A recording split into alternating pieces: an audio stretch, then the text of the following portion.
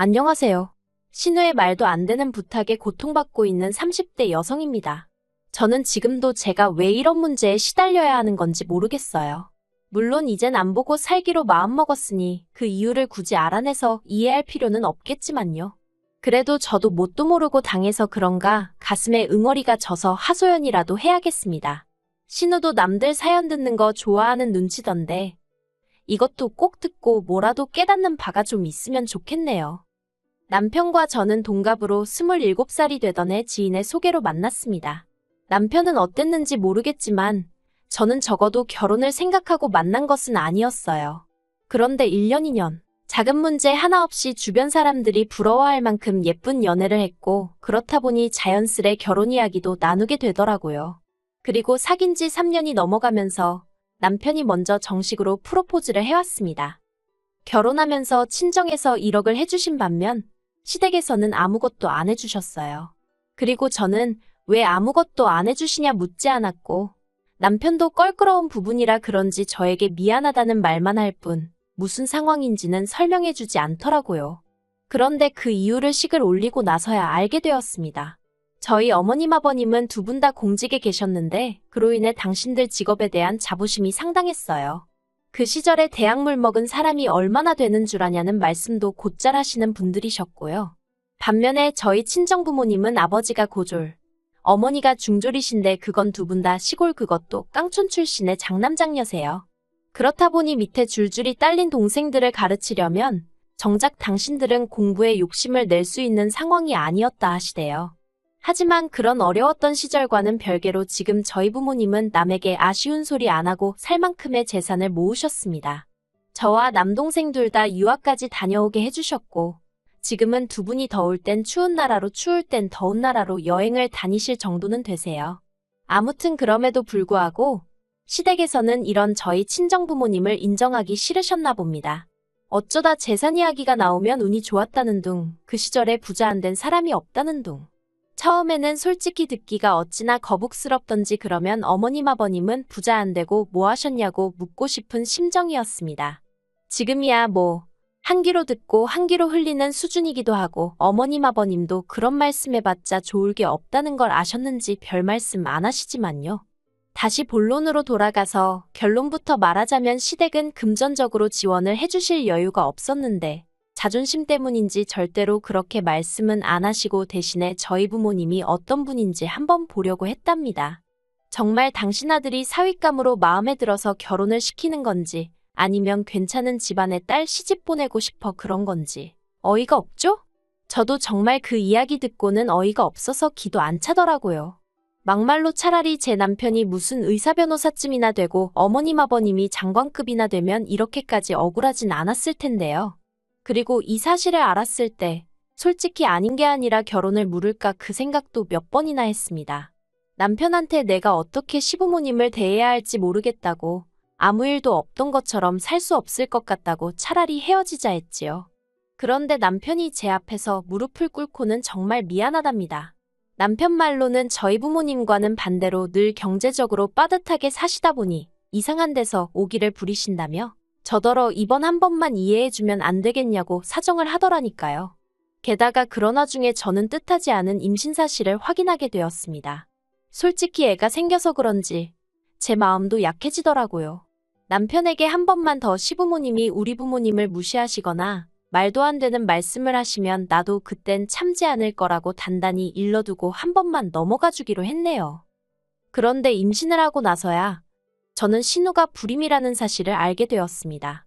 저는 원래 남에게 관심이 없는 편이라서 신우가 결혼한 지 10년 차임에도 불구하고 애가 없다는 걸 알았을 때 그냥 그런가 보다 하고 별 생각은 하지 않았거든요. 그런데 알고 보니 20대 초반에 자궁 쪽 관련 수술을 하면서 애를 가질 수 없게 되었다대요.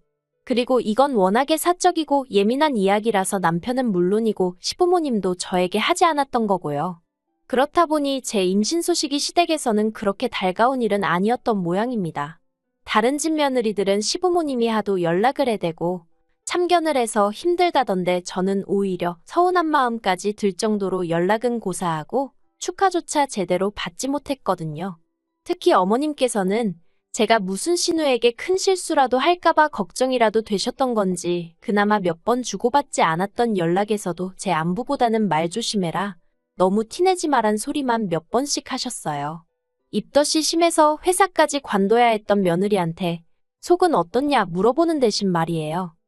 반면에 친정에서는 매달 100만 원씩 보내주시며 먹고 싶은 거 넌 없이 먹어라, 부족하면 또 보내주겠다 하셨고, 아이 키우는데 필요한 준비물들도 제가 말하지 않았는데도 알아서 사다 주시고 정말 여러 가지로 마음을 써주셨어요.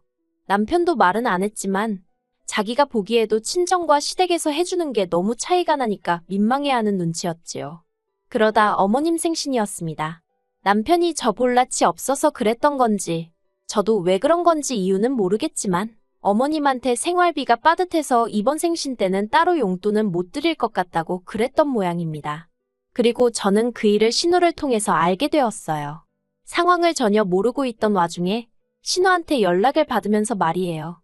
살림을 어떻게 하길래 시어머니 생일도 건너뛸 만큼 돈이 없어? 혹시 친정에다 퍼나르고 있는 건 아니고? 갑자기 그게 무슨 말씀이세요? 친정에 제가 왜 돈을 퍼날라요? 오히려 친정 부모님한테 여러모로 도움받고 신세지는 상황인데요.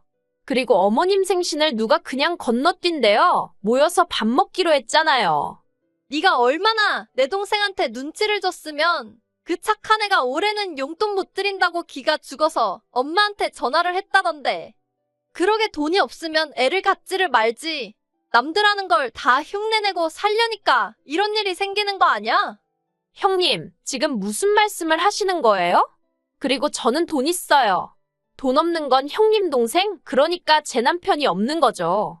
제가 지금 당장 직장을 안 다닌다고 남편 벌어오는 돈만 바라보고 사는 여잔 줄 아시나 본데 저 그렇게 안 사니까 걱정 마세요.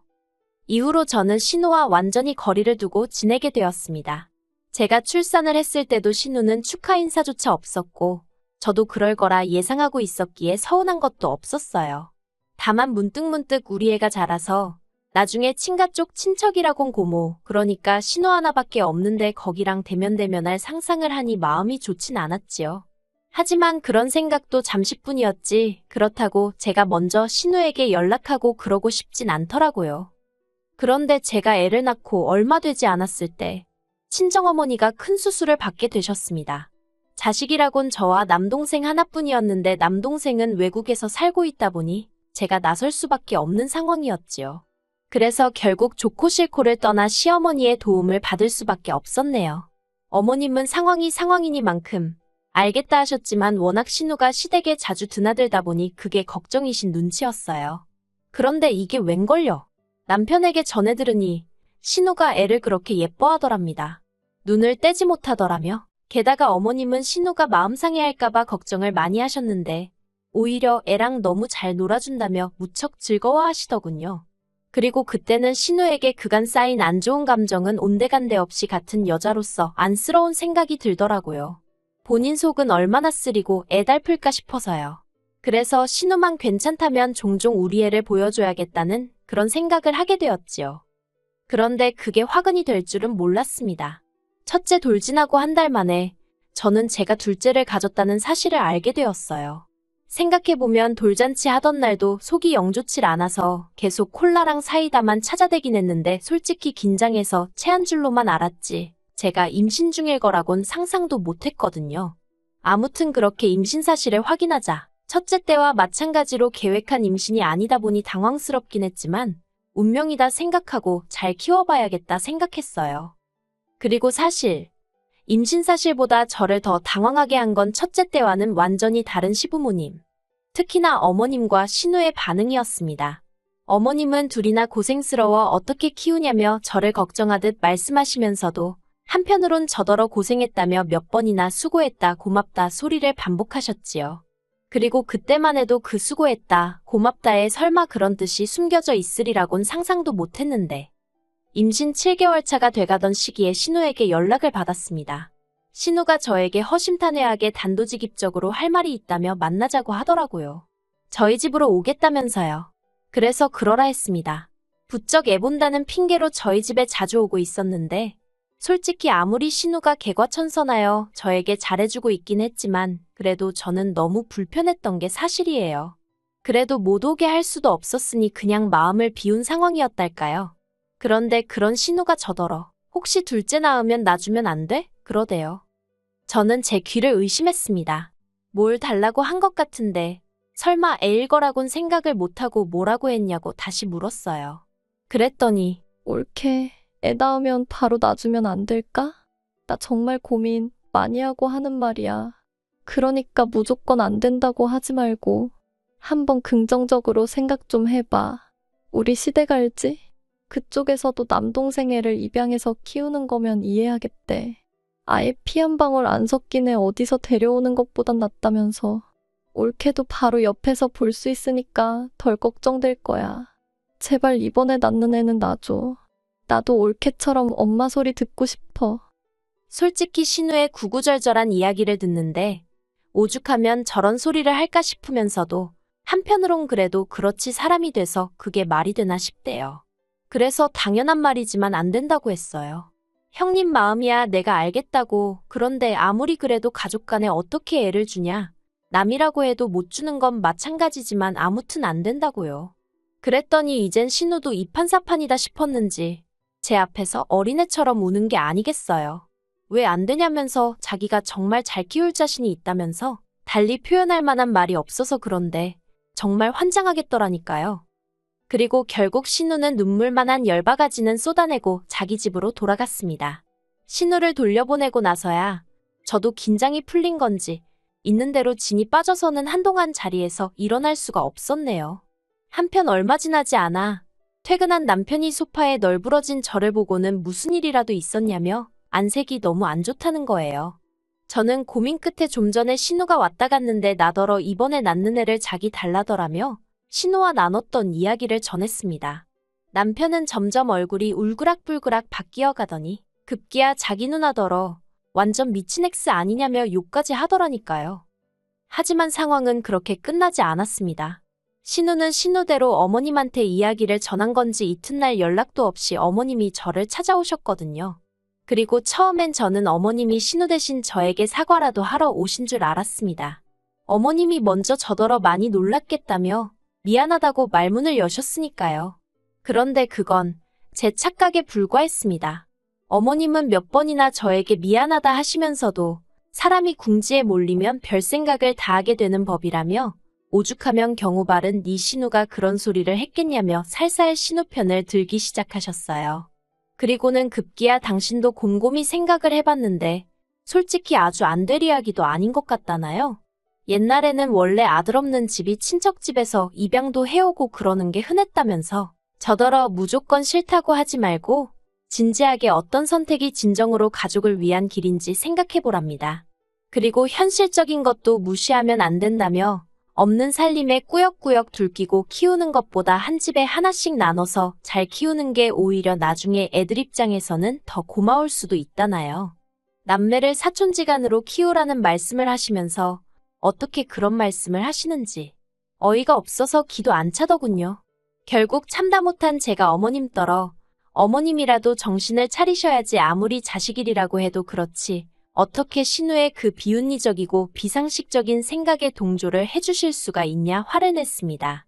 특히나 다른 사람도 아니고 어머님 손자들인데 말이에요. 그랬더니 어머님은 외손주가 됐든 친손주가 됐든 다 당신 핏줄이니 누가 키워도 상관없다며 당신이 바라는 건 그저 당신 자식들이 고루고루 행복했으면 하는 거랍니다. 그리고 이 모든 대화를 어머님은 모르셨겠지만 안방문 뒤에서 남편이 듣고 있었어요. 어떻게 되었던 일이냐면 어머님이 오신 걸 보고는 제가 남편더러 안방에 들어가 있으라며 남편을 안방으로 밀어넣었거든요. 어머님이랑 남편이랑 부딪히면 큰 소리 날게 뻔한 상황이었는데 저는 그 꼴을 볼 마음의 준비가 안 되어 있었으니까요. 아무튼 결국 남편이 도저히 안 되겠다 싶었는지 안방문을 열고 튀어나와서는 어머님께 아주 목에 핏대까지 세워가며 소리를 지르기 시작했습니다. 제정신이냐면서 어머니도 배 아파서 자식 낳아 키워놓고 어떻게 다른 사람한테 자식 주란 소리를 하느냐고요.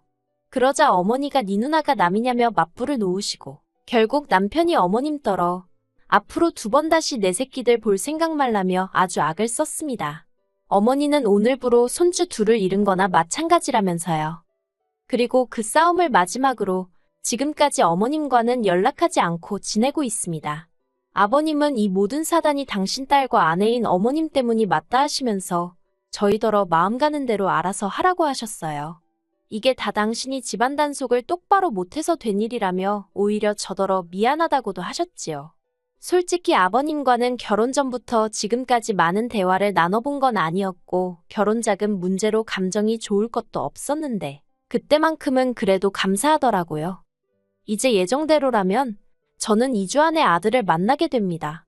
애를 처음 낳아보는 것도 아닌데 가슴이 울렁거리고 벌써 설레고 그러네요. 어머님은 물론이고 신우에게도 절대로 소식을 알리지 않을 생각입니다. 아버님께서 당신한테도 알리지 말라고 하셔서 사진만 보내드리기로 했어요. 갑자기 저희 아들이 좀 불쌍하기도 하네요. 지 누나도 처음 세상 구경하던 당시에 할머니 할아버지한테 제대로 축하를 못 받았는데 또 그러게 생겼으니까요. 그래도 상종 못할 사람들이니 평생 모르고 사는 게 나을지도요. 그리고 남편은 일련의 사태들로 지금은 완전히 제 편으로 돌아섰습니다.